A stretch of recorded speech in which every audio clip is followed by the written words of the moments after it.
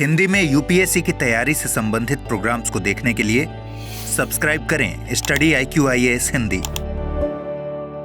नमस्कार, मैं हूं ओम द्विवेदी। स्वागत करता हूं आपका स्टडी IQIAS हिंदी के इस प्लेटफॉर्म पे और स्वागत है आपका मेरे करंट बर्निंग इश्यूज में। कैसे हैं आप लोग? कैसी चल रही है आप लोगों की पढ़ाई? अच्छी चल रही होगी। और शुरू करते हैं अपना आज का लेक्चर, जिसका टॉपिक है नीति आयोग की रिपोर्ट में बहुआयामी गरीबी में कमी का दावा। बहुआयामी गरीबी मतलब कि यहाँ मल्टी डायमेंशनल पॉवर्टी की बात हो रही है। मल्टी डायमेंशनल पॉवर्टी यानी कि आपने अभी तक गरीबी शब्द तो सुना होगा, लेकिन मल्टी डायमेंशनल पॉवर्टी क्या है इसके बारे में हम इसमें चर्चा करेंगे, क्योंकि गरीबी की जो डेफिनेशन है वो अब सिर्फ इकोनॉमिक टर्म्स में नहीं रह गई है। अब ये उससे भी आगे बढ़कर आप कह सकते हैं कि ये सामाजिक स्तर पर भी देखी जानी चाहिए। ठीक है, खबर मैं आपको दिखा देता हूं। खबर है कि NITI Aayog reports claim decrease in multi dimensional poverty. Multi dimensional poverty यानी बहुआयामी गरीबी सूचकांक जो कि नीति आयोग ने जारी किया है। आपने एक सूचकांक UNDP का भी सुना होगा। UNDP भी ये सूचकांक जारी करता है विश्व स्तर के लिए। वहीं हमारे अगर भारत की बात करें, जिसको हम national multi dimensional poverty index, राष्ट्रीय बहुआयामी गरीबी सूचकांक के नाम से जानते हैं, ये सूचकांक नीति आयोग के द्वारा जारी किया जाता है। ठीक है, और इन्होंने जो दावा किया है वो है 13.5 करोड़ लोग हैं जो वो इस बहुआयामी गरीबी से बाहर आ चुके हैं। और किस पीरियड की बात कर रहे हैं? 2015-16 से 19-21, इस पीरियड की ये बात कर रहे हैं। ऐसा नहीं है कि पूरी तरीके से भारत में ये गरीबी खत्म हो गई है, अभी भी बरकरार है। और अभी जितनी बरकरार है उसमें अगर हम बात करें तो बिहार, झारखंड, मेघालय, उत्तर प्रदेश, इन्होंने इसमें टॉप किया है। कौन कम है, क्या आंकड़े हैं, इस पर हम पूरी चर्चा करेंगे। आप ये देख पा रहे हैं, ये नीति आयोग की भी रिपोर्ट में ये चीजें साफ साफ आपको नजर आ रही है। ठीक है, चलिए शुरू करते हैं। और आगे बढ़ने से पहले मैं आपको एक इंपॉर्टेंट इंफॉर्मेशन दे देता हूं, जो कि हमारे P2I बैच से संबंधित है। P2I बैच यानी कि प्रीलिम्स टू इंटरव्यू बैच, बहुत ही शानदार बैच है, जिसमें आपको A to Z मतलब कि प्री, मेंस और इंटरव्यू की कंप्लीट तैयारी करवाई जाएगी।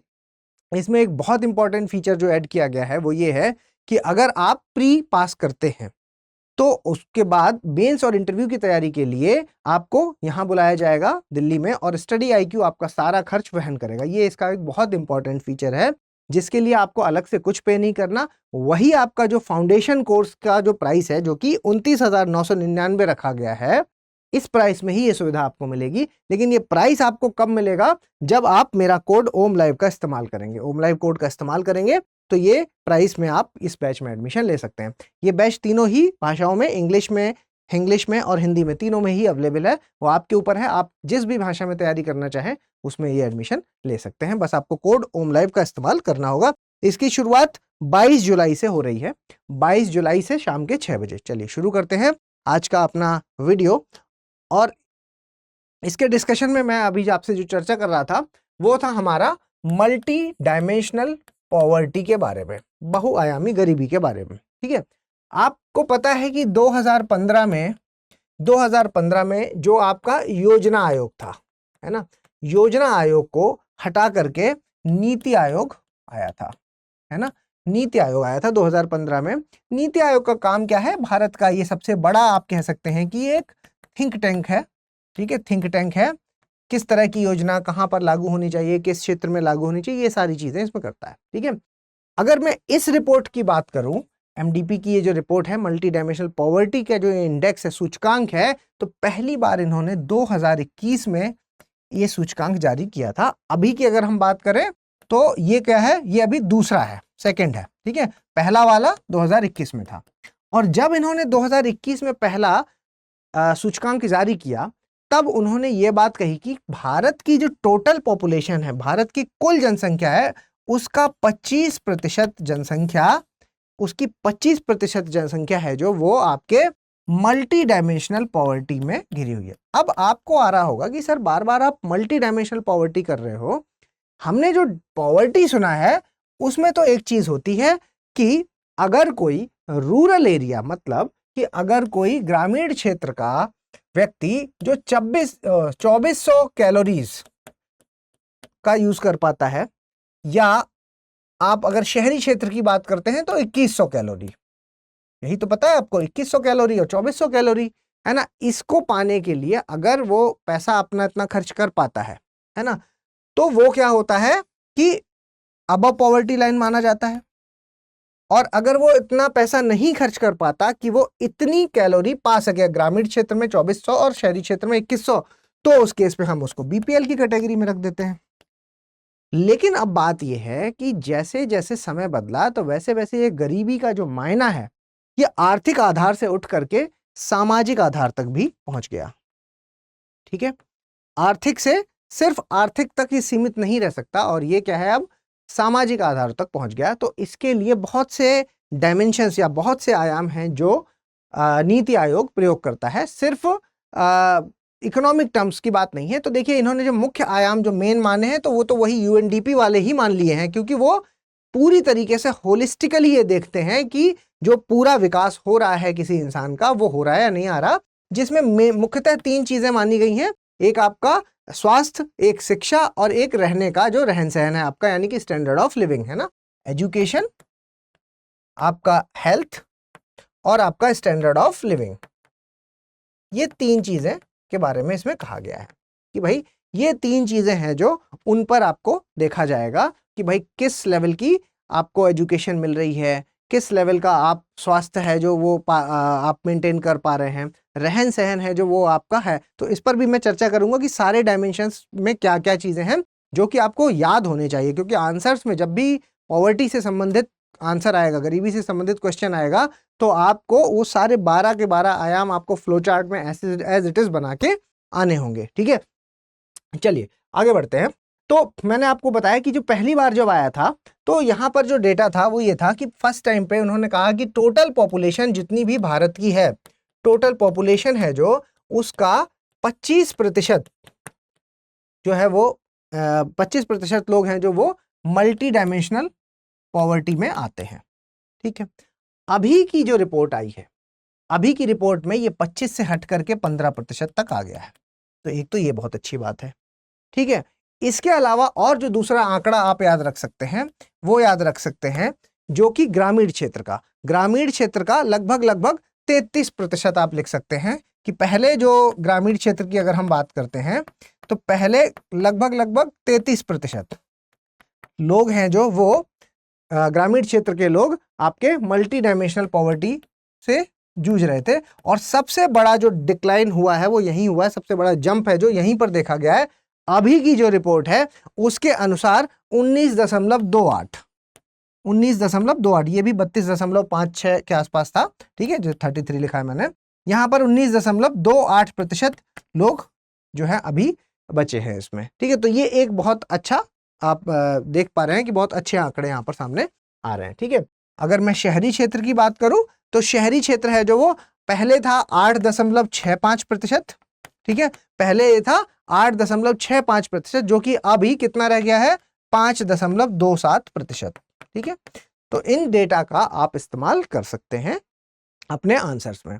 ठीक है, तो ओवरऑल आपको ये ध्यान रखना है कि ग्रामीण क्षेत्र में मैक्सिमम डिक्लाइन देखने को मिला है। पहले 25% था, अभी 15% रह गया है। ठीक है, इसके अलावा जो मैं डायमेंशंस की बात कर रहा था, जो सबसे ज्यादा इंपॉर्टेंट है, वो मैं आपको दिखा देता हूं।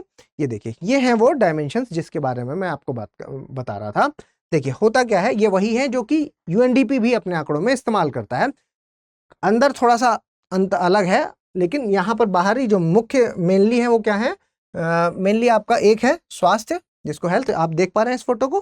ठीक है, मैं बोल देता हूं, अगर नहीं देख पा रहे हैं तो मैं बोल देता हूं, आप इसको लिख लीजिएगा। ठीक है, देखिए, स्वास्थ्य के स्तर पर चेक किया जाता है, शिक्षा के स्तर पर चेक किया जाता है, और स्टैंडर्ड ऑफ लिविंग यानी कि रहन सहन का जो तरीका है वो क्या है, स्तर है ना, रहने का जो स्तर है उस पर चेक किया जाता है, standard of living. Health, education और स्टैंडर्ड ऑफ लिविंग, इनको क्या वेटेज दिया गया, कितना, 1/3, 1/3, 1/3 और 1/3। ठीक है, इसके बाद हेल्थ के अंदर आपका पोषण रखा गया है, जिसको 1/6 का वेटेज दिया गया है। 1/3 में 1/6 किसको दिया गया है, न्यूट्रिशन यानी कि पोषण को।